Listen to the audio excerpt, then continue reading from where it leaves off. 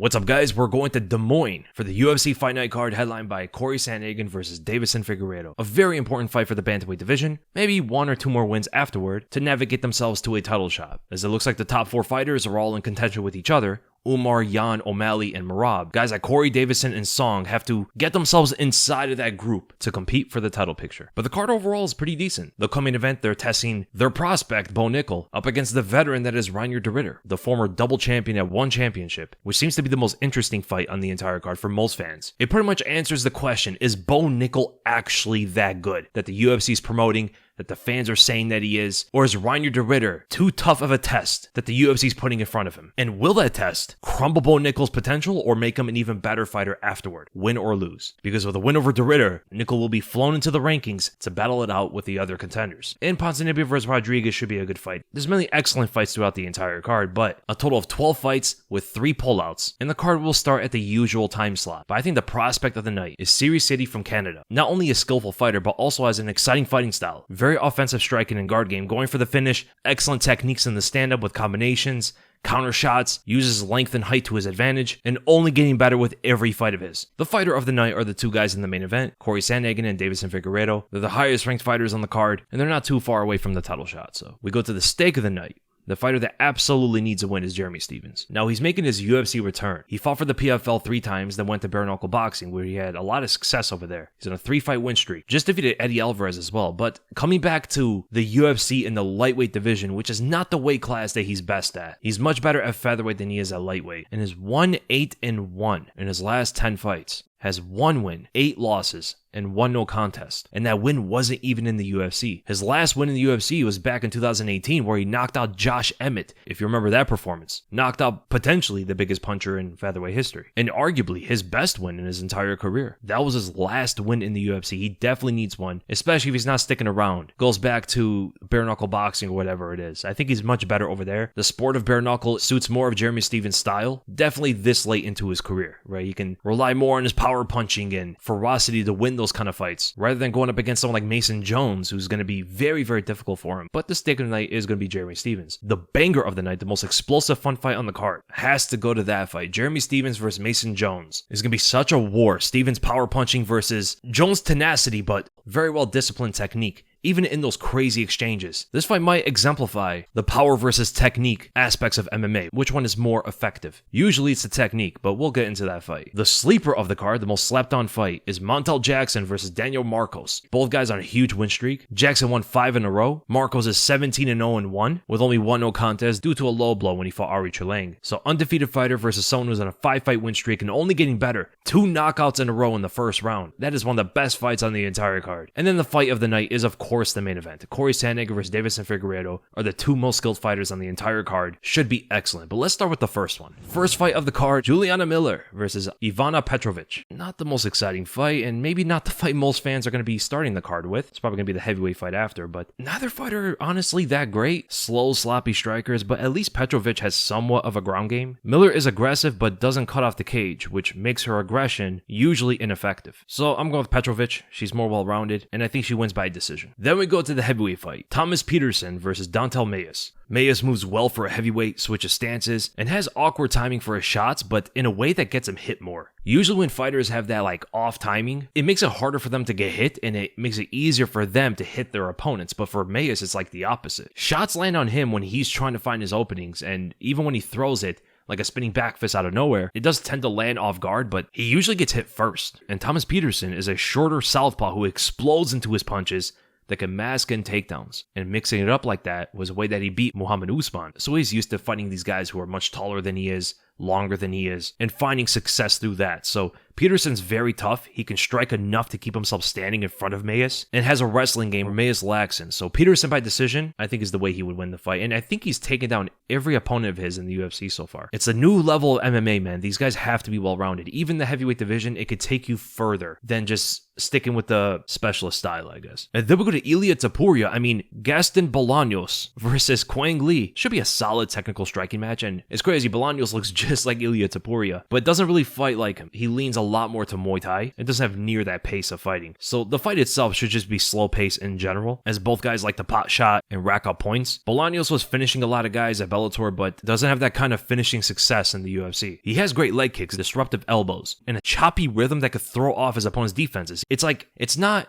static, but sometimes he looks like he's stiff. He kind of lulls and moves in quick movements during specific moments throughout the fight. And you see in many of his fights, it throws his opponent off. But Quang Le is different. Quang Le is smoother, flows more with his striking. He has great body kicks, especially off the lead leg, which encounters some of Bolaños' pressure, but he can be complacent with his striking offense, where Bolaños is going to be consistent enough to land his shots, and I believe he will win the fight by decision. So I'm going to go Gaston Bolaños by decision. Then striker versus grappler matchup between Marina Rodriguez and Jillian Robertson. Rodriguez has actual good Muay Thai skills. She's long, snappy, has a lot of variety in her striking arsenal, but doesn't have great takedown defense. It's gotten better, but is it to the level that can stop Robertson's takedowns? Because if the fight goes to the ground, Robertson might just absolutely smoke her. Jillian Robertson herself has below average striking abilities across the board, average wrestling skills, which should be enough against Rodriguez with the basic doubles and singles that she goes to. And if she's not able to tumble her to the ground, maybe pulling guard or scrambling her way to the ground would be better. Going for the guillotine, jumping on the back, and just try to drag the fight to the ground. And if the fight goes there, she is an absolute monster with her Brazilian Jiu-Jitsu skills. Excellent control and dangerous submissions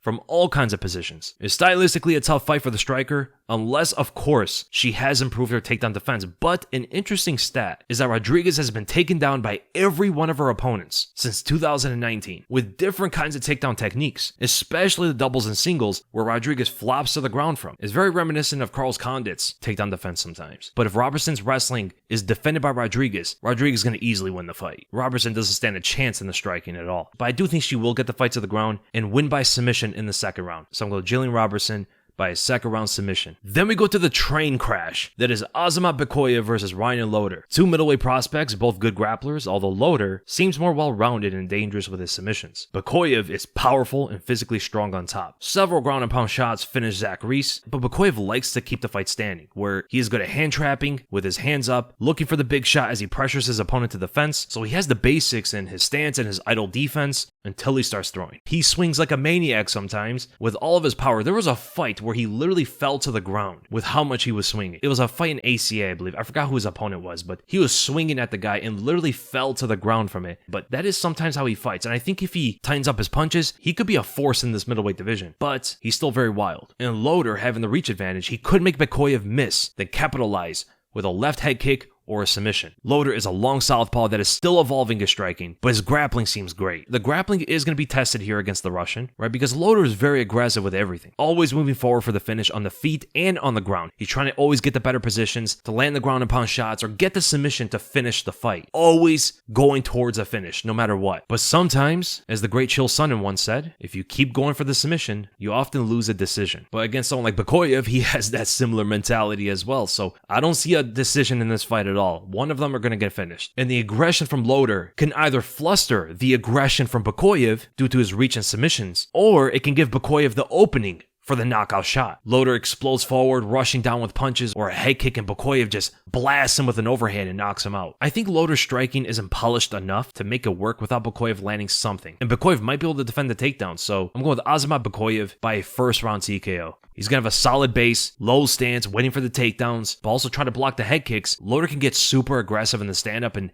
that can give Bekoyev the exact opening he needs to knock him out with an overhand. Then we go to the featured fight of the prelims. The bantamweight veterans, Yana Santos versus Miesha Tate. Santos has the height, reach, and some distance management skills, I guess. Miesha Tate is aggressive, tough, and has the superior wrestling and grappling skills. Should be an okay fight with Tate winning mostly with her grappling control. Santos' takedown defense is not that strong. I don't want to use MMA math, but when Holly Holm is taking you down pretty much at will with like some of those basic takedown attempts, it makes Miesha Tate's job look very, very easy. Like every single technique Holly Holm used, like grabbing onto leg kicks and pushing her to the ground, body lock trips, and side controlling, it was very hard for Santos to get up, even lifting her with a double leg, dumping her to the ground. I mean, this should be a very easy fight for Miesha Tate. If Miesha Tate is even a shell of herself, this should be an easy fight for her. So I'm going with Miesha Tate by decision, winning every single round. Then we go to the main card, and we're starting with the banger at lightweight. The UFC veteran and now successful bare knuckle boxer, Jeremy Stephens versus the Cage Warriors fighter, Mason Jones. Both fighters making their UFC returns, and both fighters are going to swing and bang for the knockout. And Mason's last fight against Michael Bagani was an insane war, man. I recommend you guys checking that out in Cage Warriors. Amazing fight. And I think Mason has the better fundamentals, where Stevens brawls, imposes his ridiculous punching power, but Mason sometimes doesn't move his head well, relying on keeping his hands up. Stevens' punches could get through with those 4-ounce gloves. So Mason's got to use a lot more footwork and better head movement to dodge those punches, and Stevens a lot of times swings haymakers, very telegraphed punches, very telegraphed shots, and I think Mason should be able to defend those. Maybe the jabs and straights would be tougher for Mason to slip than what Stevens is going to be throwing at him. And I think with Stevens' return to the UFC, he might be trying to get that knockout more than usual. He might take that fight right to Mason to KO him right from the beginning, which could be a double-edged sword. You know, Mason's a very tough fighter, but Stevens also has devastating calf kicks, a natural killer instinct blasting through every defensive opening he can for the knockout. Mason's striking is technical though. Good jabs to set up his power shots, fast kicks, spinning attacks at range, and a ground game. I also don't like the lightweight move for Stevens. It's much harder for him to defend the takedowns, and him relying on his punching power at a heavier weight class is an uphill battle that I don't favor for him. So I think Mason Jones out MMAs Stevens to a 3rd round TKO. Maybe ground and pound shots, maybe land some elbows that finishes him off that way. I think it'd be a good mix of striking and grappling for Mason Jones, and shows that he deserves to be in the UFC. It might make a pretty good run in that lightweight division. It'd be great for him to eventually get into the rankings, because he's so much better now than he was when he first fought in the UFC. Then with a Cameron Smotherman versus Sidey. Smotherman loads up on punches in a very patient tempo, throws some leg kicks, pressures with a few feints, and unloads with sometimes telegraphed punches. Sidey, on the other hand, is way more technical of a striker, has far better footwork, as well as having a 3-inch reach advantage, being 2 inches taller. Great combinations moving forward. The footwork and length helps with his precise counter punches while moving back. Fast high kicks, and a dangerous guard if taken down. It might be tough for Smotherman to get into his range without getting countered, but he needs to. He needs to get in that shorter range, because Sidey will win the battle at long range. So I think it's a tough fight for Smotherman.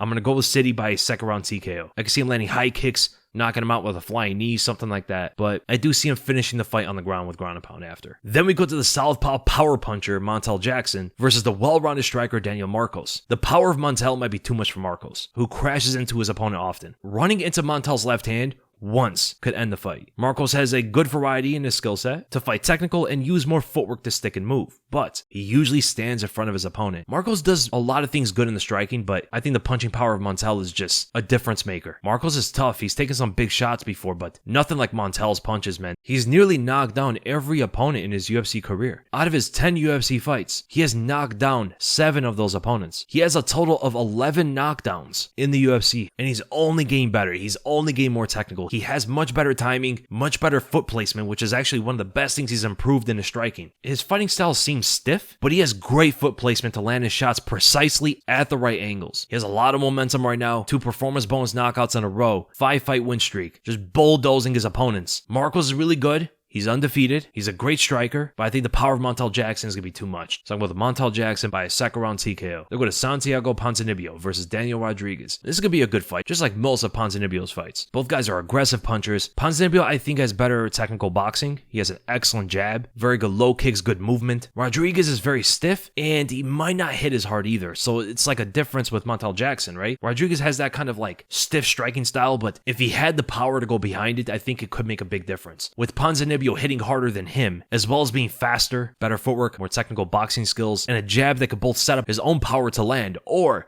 disrupt Rodriguez's rhythm, it might be a tough fight for Rodriguez, man, unless he can make it a brawl. Right? It can go both ways, as Ponzinibbio, he has the power to knock him out, but Rodriguez has a better chin. That's the best way Rodriguez would have to win this fight. Get in Ponzinibbio's face and make it a war, which is a very usual kind of fight for Ponzinibbio these days. And Ponzinibbio, man, I think he should win this fight. His jab is going to be huge for him. Even though Rodriguez is a southpaw, I think he will still be able to stick and move with that jab. Get in and out. Maybe Rodriguez tries to counter him by moving forward and just gets countered by the right hand of Ponzinibbio. He also has a very good right straight. Inside leg kicks could be big as well. I'm going with Ponzinibbio by a 2nd round knockout. Excellent fight on the main card, man. And then we go to the co-main event, which is the fight it seems like most fans are interested in because it's the UFC's #1 prospect. At least in their eyes. They're trying to build up Nickal to be something special. And they gave him a roadblock that might be too strong for him. Reinier, who was a double champion at one championship, is like Dricus 2.0 in a way. He's a very clunky and very unique kind of fighter. He has also taken himself to the ground while trying to take his opponent down, and Dricus has done that too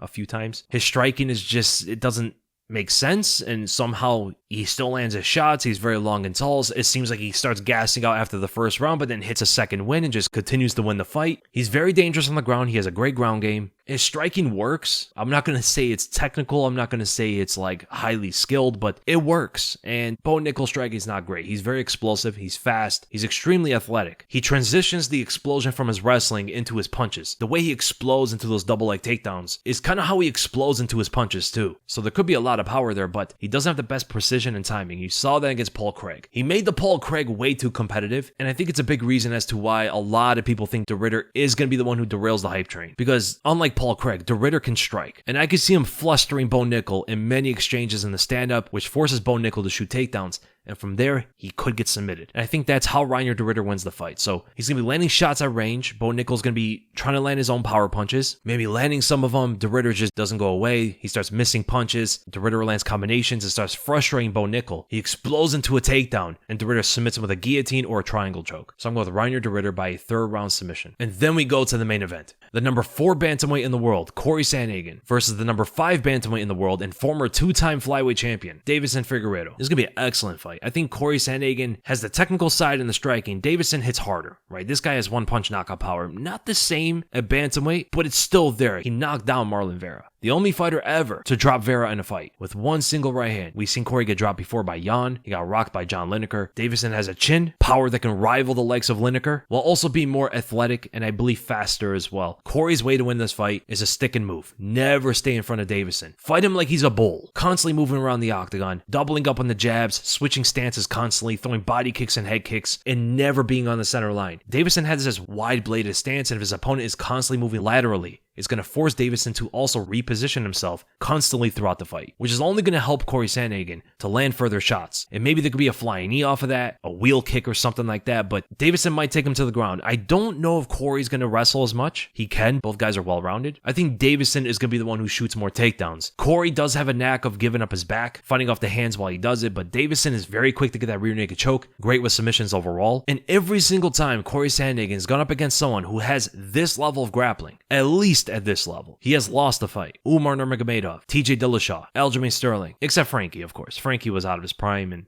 just not the same guy. But Umar, TJ, and Sterling all beat him with grappling. All beat him by mixing up their grappling as well. Deiveson could do the same, and he has the punching power to go with it as well. I can see Deiveson winning the fight. Cory is so experienced with 5-round fights. His last 6 fights all at least finished the 4th round. TJ Dillashaw won all 5 rounds. Peter Yan won all 5 rounds. Song Yadong won all 4 rounds until the doctor stoppage. Marlon Vera won all 5 rounds. Rob Font, all 5 rounds. And same with Umar, all 5 rounds. But for some reason, man, he's lacked a lot of that killer instinct that he used to have. Cory Sandhagen made this transition in his fighting style where in the beginning he was very explosive, very technical. Then he lost to Aljamain Sterling. Then he started going for knockouts to take his opponent's head off. You saw the Marlon Moraes knockout, the Frankie Edgar knockout. He dropped Dillashaw in the 1st round. He went to war with Jan. Then he became a lot more well-rounded. He started wrestling a lot more. Against Rob Font, Marlon Vera, and Song Yadong, he was averaging like 10 takedowns a fight. And along the way, he lost his killer instinct. And that's why some of his fights were very close. The Song Yadong fight was 2-2 going into the 5th round. The Marlon Vera fight was a split decision. The Rob Font fight was extremely boring, and he did a good job of controlling the fight, but it just wasn't the same Cory Sandhagen. And then Umar beat him. I think he needs to bring back that killer instinct, get a good balance of his technical side with the finishing side that he used to have. It's kind of like he abandoned that part of his game for some reason. I don't know what that was. I mean, I remember him talking about how he wanted to go out there and just knock his opponent out